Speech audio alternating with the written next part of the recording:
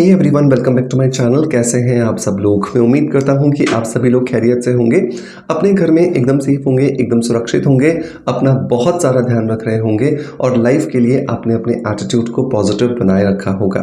दोस्तों, मैं हमेशा कहता हूं कि जो आपका ये पॉजिटिव एटीट्यूड है, ये आपको बहुत बेहतर एक जो आपकी पोस्ट है या फिर आप जो लाइफ में अचीव करना चाहते हैं, उन सबको अचीव करने में आपकी मदद करता है। लेकिन मेक श्योर कि जब भी कोई थोड़ी सी विपरीत परिस्थिति आए, आपको रुकना है, अपने आप को संभालना है और उस विपरीत परिस्थिति के अंदर भी क्या कुछ अच्छा है, ये कुछ ढूंढने की कोशिश करनी है। जब ये कला आपके अंदर आ जाएगी तो आप देखोगे कि धीरे धीरे आपकी जो लाइफ है वो और भी ज़्यादा बेहतर होती जा रही है।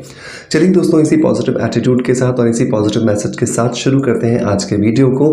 और आज के इस वीडियो के अंदर हम बात करने वाले हैं महिलाओं के ब्रेस्ट को एक कैसे प्रॉपर शेप दिया जाए, साइज़ दिया जाए, या फिर जो उनकी ब्रेस्ट में जो एज बढ़ने के साथ साथ जो सैगिंग आ जाती है, जो ब्रेस्ट बहुत ज़्यादा ढीले हो जाते हैं, लटक जाते हैं, उन्हें कैसे ठीक किया जा सकता है। तो मेक श्योर इस वीडियो को लास्ट तक ज़रूर देखें। अगर आपको भी लगता है कि आप इस परेशानी से गुजर रहे हैं, यहाँ पर मैं आपको 3 टिप्स देने वाला हूँ, जो तीनों टिप्स आपको एक साथ फॉलो करने हैं ताकि आप अंदर से और बाहर से अपनी इस प्रॉब्लम से छुटकारा पा सकें। अगर आप मेरे वीडियोज़ को रेगुलर देखते हैं तो मैं हमेशा कहता हूँ कि अगर आप अपनी समस्या से छुटकारा पाना चाहते हैं तो आपको इंटरनली और एक्सटर्नली दोनों साइड से काम करना होगा, तभी जाकर के आप अपनी प्रॉब्लम से हमेशा के लिए छुटकारा पा पाएंगे। तो चलिए देर नहीं करते हैं और शुरू करते हैं आज के वीडियो को। दोस्तों, जिस तरीके से एक चमकता हुआ चेहरा हमारी खूबसूरती को बढ़ाता है, हमारे कॉन्फिडेंस को बढ़ाता है, बिल्कुल वैसे ही एक महिला के लिए उसके ब्रेस्ट साइज़ का बेहतर होना और उनका प्रॉपरली एक आकार में होना उसके कॉन्फिडेंस को बढ़ाता है और उसकी खूबसूरती को इन्हांस करने में उसकी मदद करता है। लेकिन एज बढ़ने के साथ साथ और बहुत बार बहुत कुछ गलतियों की वजह से हमारा जो ब्रेस्ट साइज़ होता है वो इम्प्रॉपर हो जाता है, जिसमें सैगिंग आ जाती है, ब्रेस्ट लटकने लगता है और वो उतना खूबसूरत नहीं दिखाई देता जितना वो पहले कभी हुआ करता था। तो ये जो तीनों टिप्स हैं, ये आपको बहुत ज़्यादा हेल्प करने वाले हैं। अब अगर मैं इन टिप्स पे जाऊँ उससे पहले मैं रीज़न्स की बात करता हूँ कि एग्ज़ैक्टली कारण क्या-क्या है। तो नंबर 1 जो रीज़न होता है ना दोस्तों, वो होता है हार्मोनल इम्बैलेंस। हॉर्मोन्स में विशेषकर एक हार्मोन होता है ईस्ट्रोजन हार्मोन, जो कि महिलाओं की खूबसूरती को एनहांस करने में उनकी बहुत ज़्यादा मदद करता है। लेकिन जैसे-जैसे एज बढ़ती है या फिर शरीर के अंदर जितने भी उतार-चढ़ाव आते हैं, चाहे वो किसी बीमारी की वजह से हो या वज़न के अचानक कम होने की वजह से हो या फिर कोई डिप्रेशन की दवाइयाँ चल रही हैं उसकी वजह से हो या थायरॉइड की दवाइयाँ चल रही हैं उसकी वजह से हो, इन सभी की वजह से ये ईस्ट्रोजन हार्मोन जो है वो शरीर में बनना बंद हो जाता है या फिर बहुत कम हो जाता है, जिसकी वजह से प्रॉब्लम्स आती हैं। दूसरा जो रीज़न होता है दोस्तों, वो होता है रॉन्ग ब्रास का पहनना। अगर आप आपके ब्रास का सिलेक्शन प्रॉपर्ली नहीं कर रहे हो, या तो वो बहुत ज़्यादा टाइट है या वो बहुत ज़्यादा लूज़ है, जिसकी वजह से आपकी ब्रेस्ट को प्रॉपर्ली सपोर्ट नहीं मिलता है, तो इसका वजह से भी आपका जो ब्रेस्ट होता है वो डी शेप हो जाता है, मतलब कि वो अपनी शेप को डिस्टर्ब कर लेता है। तो प्रॉपर्ली आपको अपने ब्रास का सिलेक्शन करना है।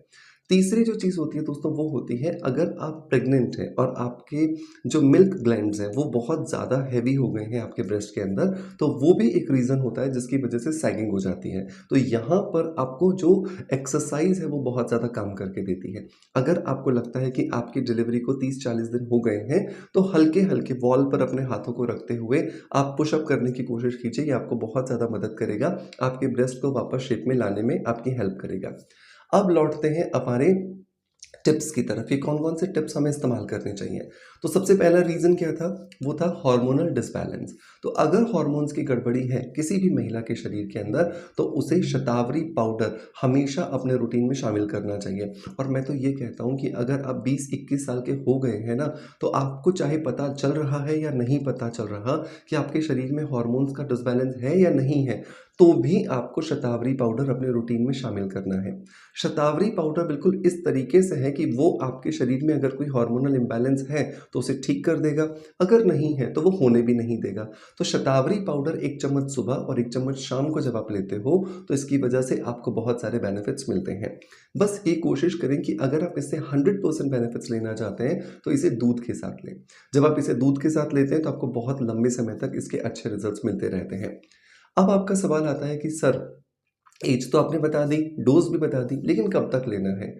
जब तक आप अपने आप को बेस्ट परफ़ॉर्मेंस के रूप में रखना चाहते हैं, मतलब कि आपकी पर्सनैलिटी को जब तक आप बेहतर रखना चाहते हैं, तब तक आप ले सकते हैं। अगर आप ऑर्गेनिक शतावरी ले रहे हैं, तो इसका कोई साइड इफ़ेक्ट भी नहीं है और आप इसे बाकी बची हुई पूरी ज़िंदगी भर ले सकते हैं। मैं ऑर्गेनिक शतावरी पाउडर परचेज़ करने का लिंक आपको डिस्क्रिप्शन बॉक्स में दे दूँगा।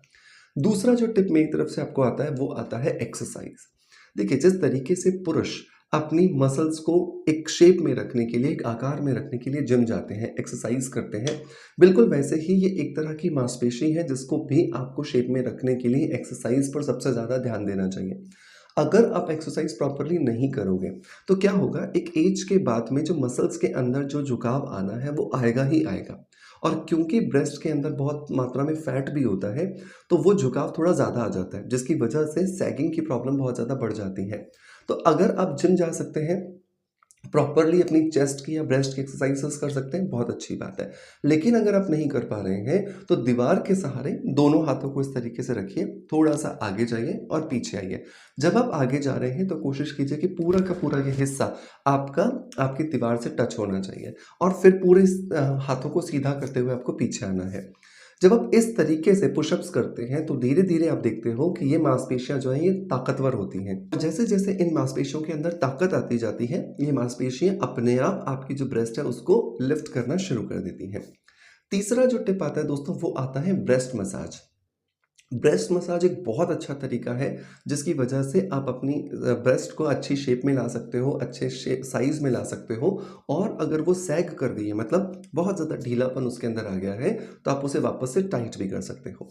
अब लेकिन यहाँ पर ये इम्पोर्टेंट है कि आप मसाज किससे कर रहे हो? तो यूँ तो मसाज आप कोकोनट ऑयल से कर सकते हो, आप नारियल के तेल के अलावा सरसों का तेल ले सकते हो या जो मन करे आप वो ऑयल ले सकते हो और क्रीम भी ले सकते हो।